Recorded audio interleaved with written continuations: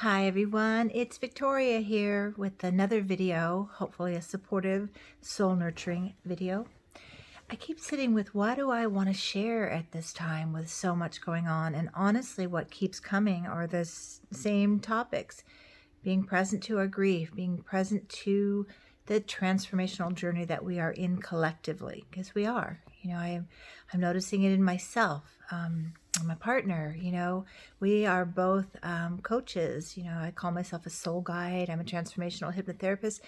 We have tools. We know what to reach for, and yet we're finding ourselves in this, the deep waters of transformation is what it feels like. It's new territory, so some of the old tools don't work.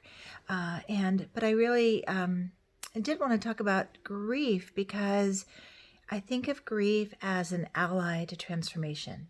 Grief shows up when we are on the verge of birthing in a new way of being, either individually or collectively, or life as we know it has changed. So grief isn't a bad thing. Grief is a gift.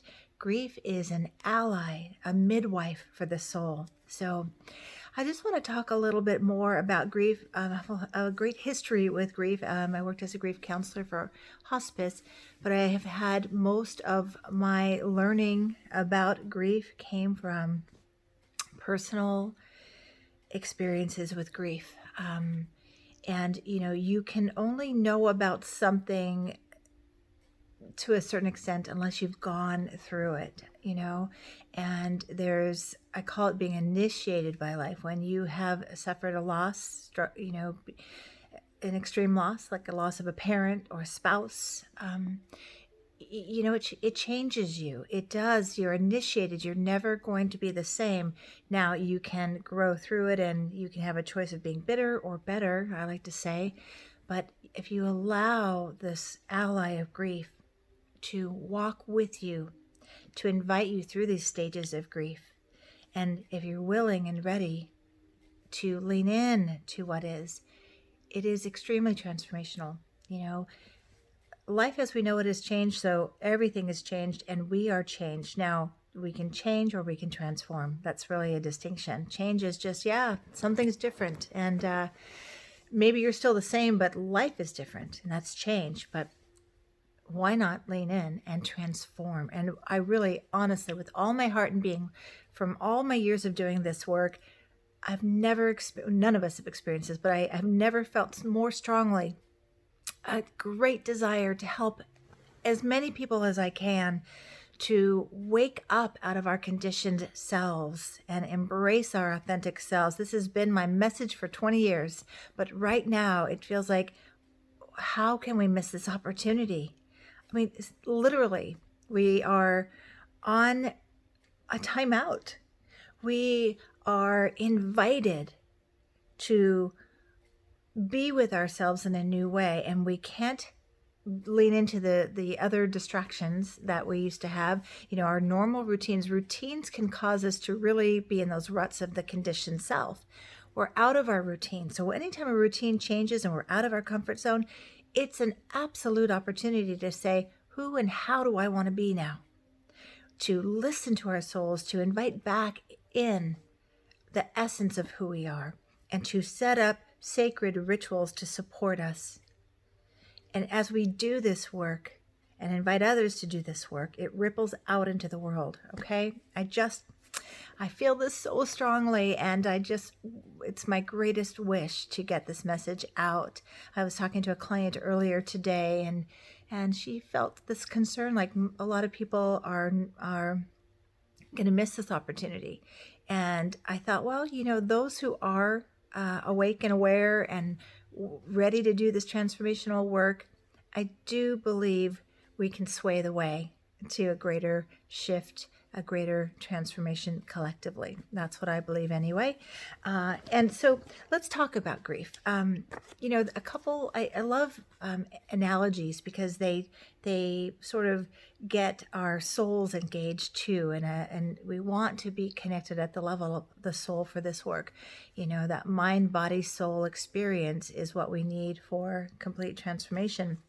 I think of grief It's kind of like, we're in this river of life, flowing along with life, and then suddenly our boat tips over and we are just in the river and we're just trying to keep our heads above water to survive. Okay. And it can be dangerous in the river, especially rapid currents, which it feels like right now there's a lot of rapid change. There's a lot of intensity. There's a lot of fear. Are you noticing this? I mean, I'm telling you, I'm noticing it every night. I kind of feel in like, oh, there's a lot of fear right now. I felt it so strong last night. And with fear, as a side note, I just want to say this. With fear, we constrict, we default, we go back into old ways of thinking. We go to our safety places, and our safety places aren't necessarily the best place. We revert to old behaviors. We revert to old coping mechanisms.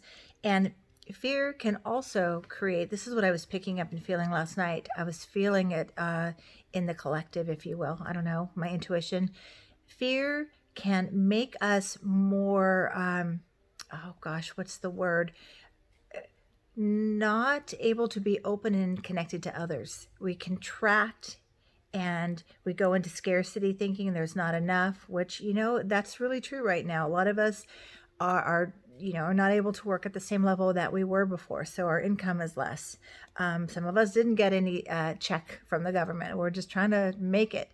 So there's scarcity thinking. But fear, here it is. Fear creates the sense of others. Us, me versus others, or others versus me. I was noticing that yesterday in some of the posts on Facebook, which for me, I have shifted to look at Facebook as a social experiment where I can just objectively witness it and watch it and not be pulled and triggered into it. Although that is, hard to do, easier to say, but I'm practicing. That is my new practice. It's a social experiment to witness how very, very different we all are, how very much we're all trying to get our needs met in the best way we can. And our patterns and beliefs come out of meeting needs, trying to get needs met. So that's how I'm looking at it. Okay, I see this person's trying to get a need met here, and this person's trying to get a need met here. Very different. But if we boil it down, we're all trying to meet the same needs of security and certainty, which is an almost impossible need to meet because life is uncertain, right? So side note on that, the fear talk. But I want to get back to that river. So say that we're dumped in the river. We're just trying to get our heads above water. Feels overwhelming. So much change can feel overwhelming. So two choices. One, I often say to get that lifeboat underneath you. That lifeboat can look different for each person. A lifeboat, though, that is supportive, it allows us to get out of the water and not be so overwhelmed. So that's really key. Get out of the overwhelm, get in that lifeboat. And that may look like one-on-one support. It may look like reaching for friends. It may be just reaching for some of the tools that that do work for you. And then even if we're in this river of grief, we're still going to hit some snags. If for those of us who live here in the Pacific Northwest, which for me was such a gift moving here from Los Angeles because I got to be with my beloved river. I've always loved rivers, but now I can actually, well, not now, but I could go to the river and sit and watch the river, and what a teacher it is, that it continues to flow no matter what, with the purpose of getting to the destination of the ocean, right? If we continue to flow with our own purpose, we'll continue to move towards our destination, even though we hit these snags or obstacles. So river is a teacher for me, and using this as an analogy for grief. So even if we're in our boat or we don't quite have the lifeboat set up yet, we may hit these snags, the log jams and that place where the water isn't flowing as fluidly, right? Well, I call those log jams. Those are the places for us to be aware of our inner work. That's where we could be snagged, if you will, on regrets. A lot of regrets come up with grief or change. If only I should have this, right? I like to say, let's identify our regrets and reset them with a new choice that we can make in this moment. And it may not be exactly what we wish we had done in the past, but it can meet the energy that's stuck, okay, and unhook us from that. So regrets, guilt is a really big one. Guilt for what you hadn't done, haven't done, guilt and shame kind of in that same area too. That distinction though, guilt is I feel like I've done something wrong, and shame is I feel like there's something wrong with me. So they're cousins, they're pretty closely related, identifying it through more of a feeling in the body, and how it feels when you talk about it and you think about it. So this is another area to look at. And what am I feeling guilty about? Where am I holding shame? And so lots of those places, and each person is individual. So your logjam or snags may be different, but these are some of the common ones, right? So just be aware of that. What I really want to say about this time of transformation and grief is we need to go at our own pace. We're all individual. There's no one way, right way to do what is. There's your way. And the more you connect to yourself and your soul and you really listen, you'll know what's right for you. I think of grief, there's a Zen saying that I always used to share with my the people I supported in grief work, and that is this. Let's see if I can remember it. Oh, yes. Very simple. Here it is, as simple as this. When you're sad, cry. When you're hungry, eat. And when you're tired, sleep.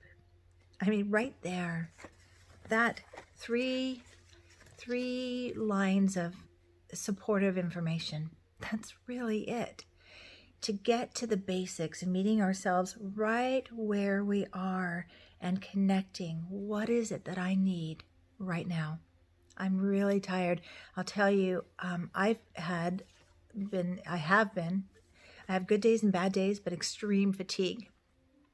I have been having an experience of chronic fatigue and chronic pain for a number of years, but it feels intensified right now. Anybody else feeling really, really tired, or your sleep's off a little bit, but just that tired? I could take a nap sometimes in the middle of the day, and sometimes I do. And then that sadness, just waves of sadness. 1 minute, fine. Next minute, a wave of sadness. That's grief. And it is also transformation, this shifting and changing, and, we're dissolving the old and yet to emerge the new. And it's really, it is, again, I say this a lot, like a birthing process. It's unpredictable. It's messy. You never know when you're going to get a wave of emotion, right? Or the energy of transformation. I did write a few notes because I wanted to really sink this idea of grief in, and really to invite you to explore what it means for you. For some of us, that have a history of a lot of loss. I lost both my parents by the time I was 17, and the most painful, they're all painful, right? But my niece passed away. I could just tear up thinking about her right now. Okay, see, and this right here, I am demonstrating what we call in grief work is a sneaker. It's like those waves that come out of nowhere and suddenly you're just swallowed up in the feeling.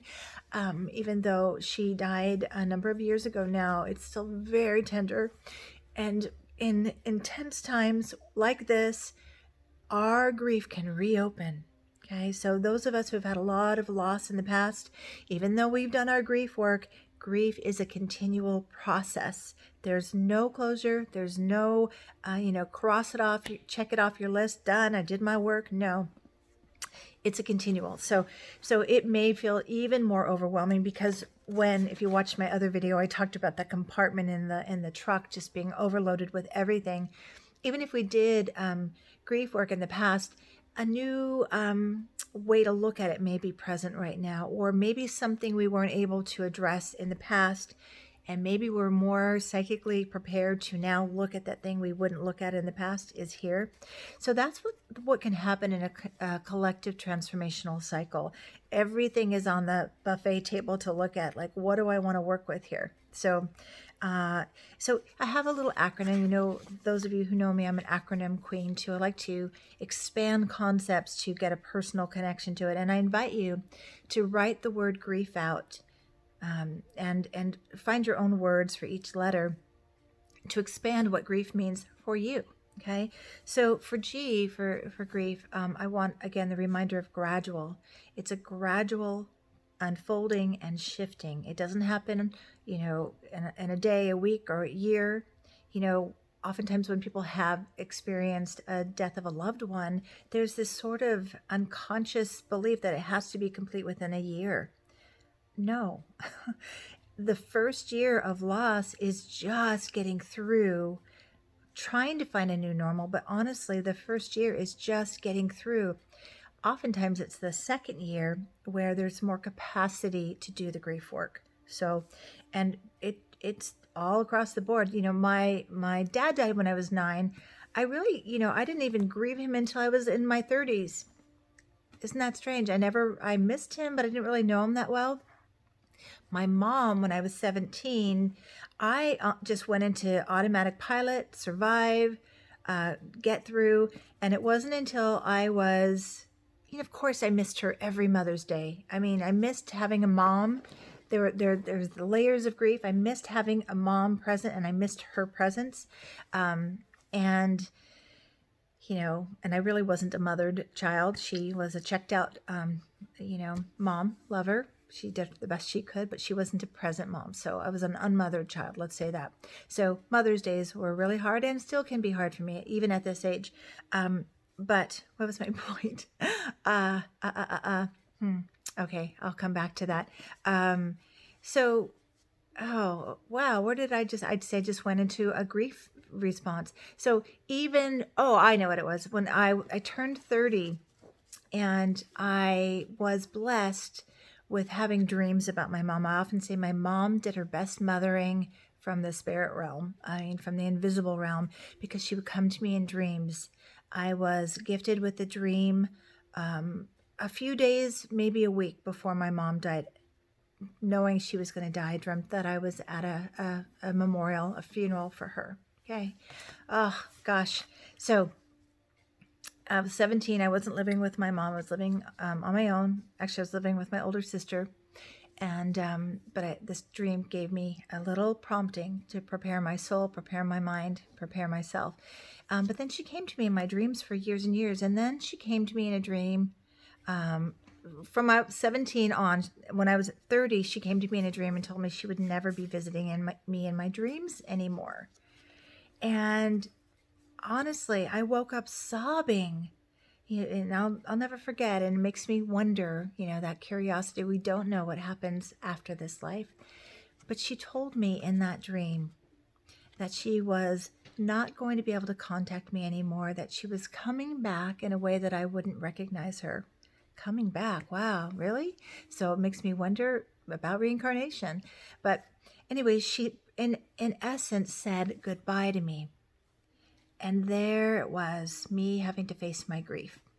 I sobbed and sobbed and sobbed all night. And then my grief was open at 30, so many years after she had died. So grief is, there's a quote that says that grief is two things. It is unpredictable. We never know how it's going to go for each person. For each person is individual.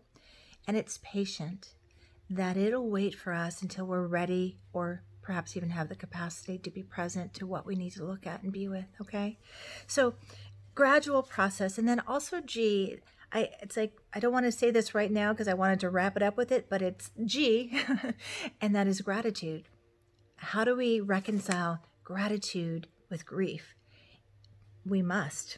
We need to. It's part of the healing. Not initially. No, not at all. Initially, it takes a while to see the gifts of what you got as you grew through your time of loss. I know that's a really strange concept, but there are gifts there, and we can be grateful. And even our gratitude can just be through the lens of grateful for whatever we have lost that we did have. The loved one, even the pet. We love our pets deeply, and that loss can be significant for some of us. I had a cat. It was my longest for a while before my partner now was my longest relationship.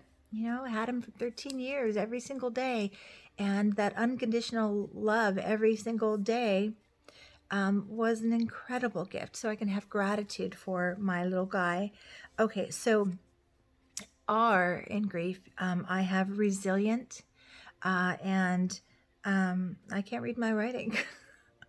I honestly can't read that next R, so I'm just going to go with resilient. R, gosh, this chair is so, trying to find my comfort zone in this chair, and it's not very comfortable. Anyway, R, resilient, that there is an inherent resiliency in us. When I think of grief, I remember one time during a very difficult time I had years ago, when I was living in Los Angeles and going through a lot of loss and change. I was driving through the Malibu Canyon. And I remember it was right after. I was just devastated. And I was driving through right after there had been a big fire through the mountains. And the whole mountainside was charred. There was no life, it was just charred, and it really mirrored my inner, and I just felt connected to that mountain. Drove through, and then not too long later, maybe a few months later, I was driving through again, and there were little sprouts of little, blades of grass coming up through the charred ground, and I remember thinking, yeah, I'm there too. I was starting to renew, to grow, and my resiliency was all natural. I wasn't making that happen. It's a natural healing process that does happen. However, I often remind people that grief work is called grief work for a reason, that there is a level of needing to engage into the process of doing the work within us, before us, to not just get through it, but to grow through it, okay? Renewal was the word that I couldn't read. Renewal. Okay.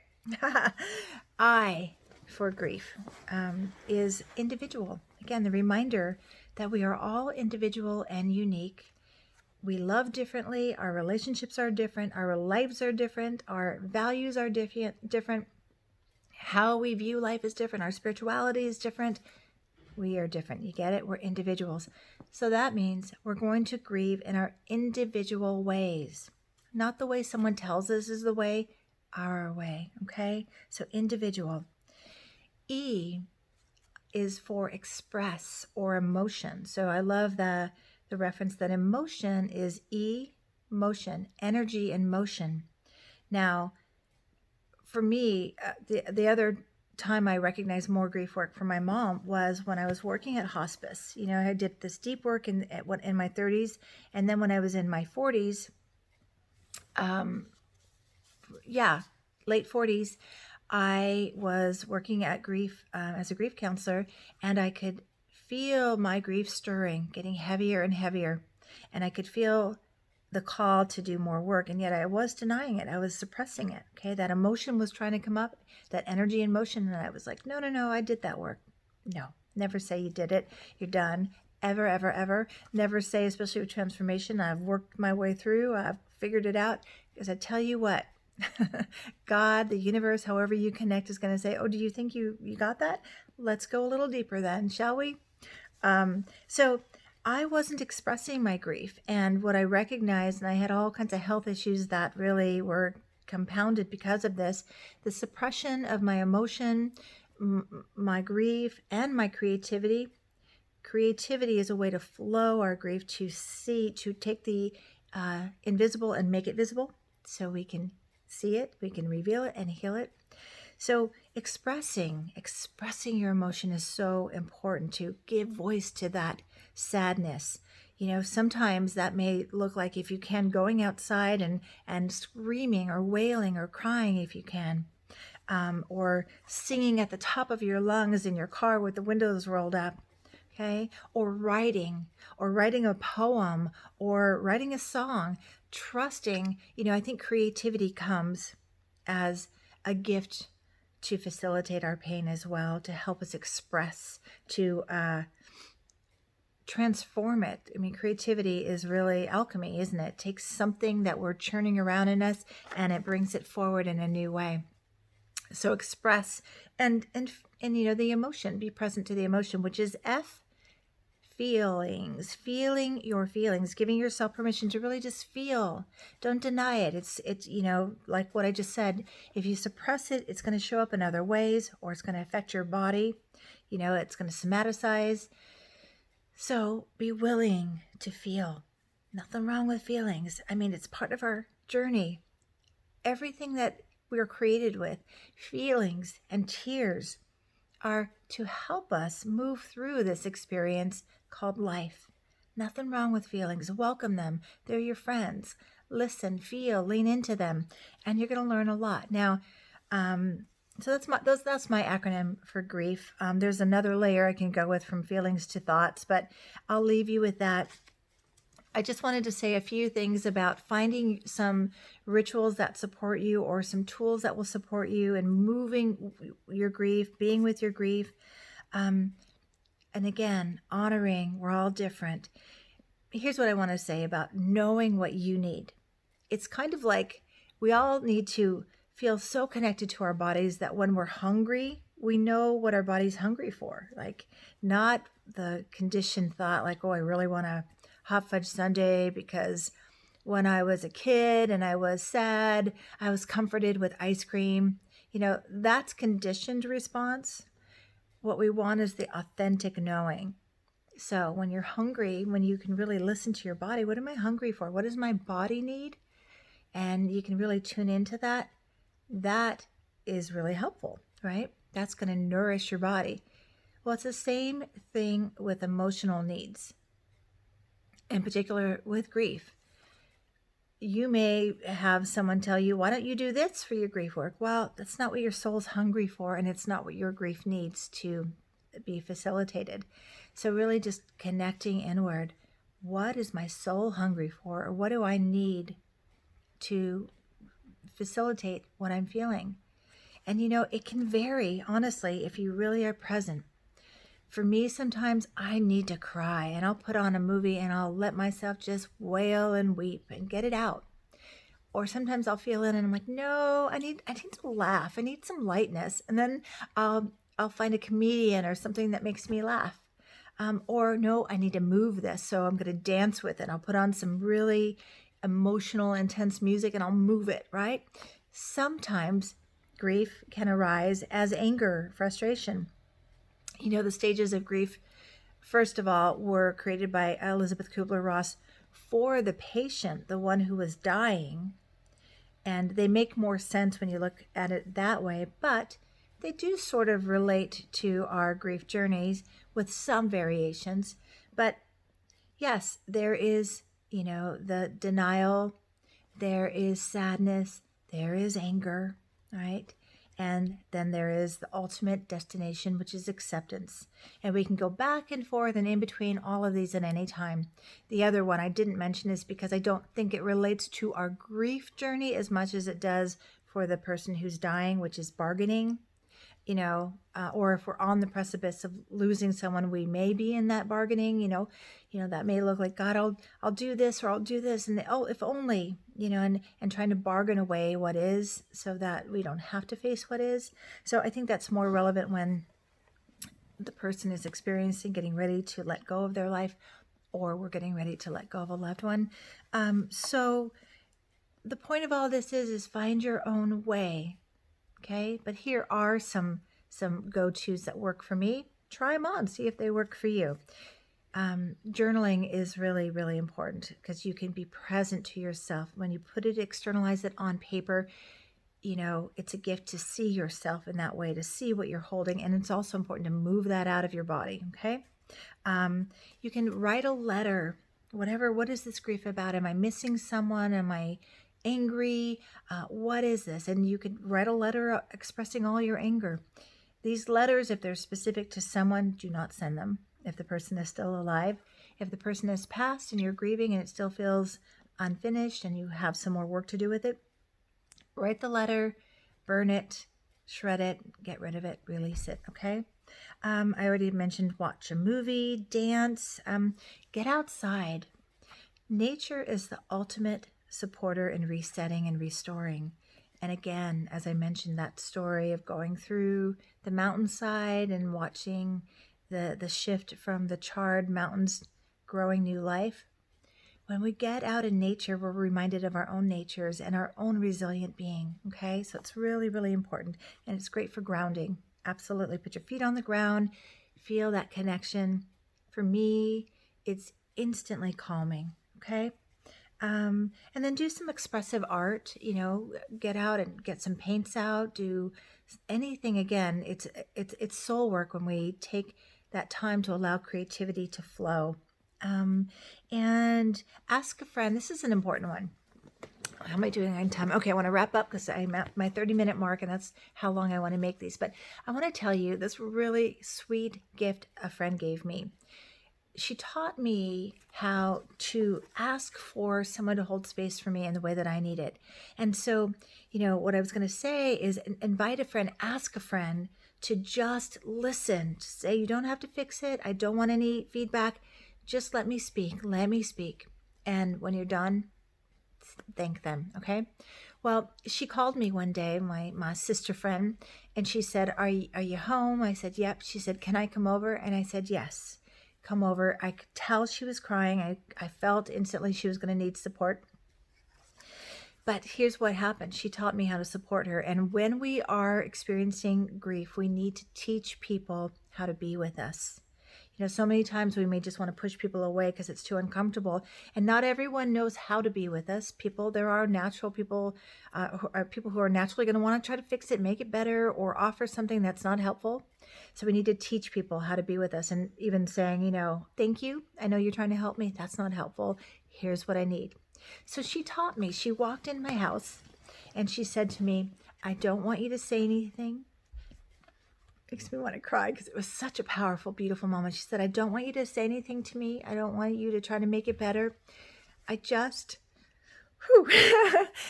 want to put my head in your lap. I said, oh, okay, sure. So I sat on my couch. She put her head on my lap and she bawled. She just sobbed, and I just simply held her.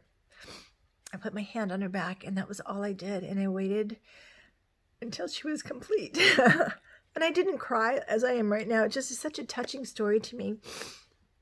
And I'm a very emotional person. We know this by now, right? So then she popped up after, 20 minutes. She popped up, wiped her eyes, and she said, thanks. And she walked out the door. And that was it. And that taught me so much. This was, 18 years ago, maybe 17 years ago. It just stayed with me as that way that we need to teach people how to be with us. So keep that story in mind as you ask people to be with you. So I think that's all of my tips. And again, here we are, another conversation about grief, but that feels what is needed right now. This is grief. This is transformation. Lean into what is. Invite in, like that beautiful Rumi poem, which I wish I could recite word for word. I'm gonna paraphrase, but go look it up. It's called The Guest House, and it goes something like this. Each day, a new guest arrives from afar. Anger, grief, sorrow, joy,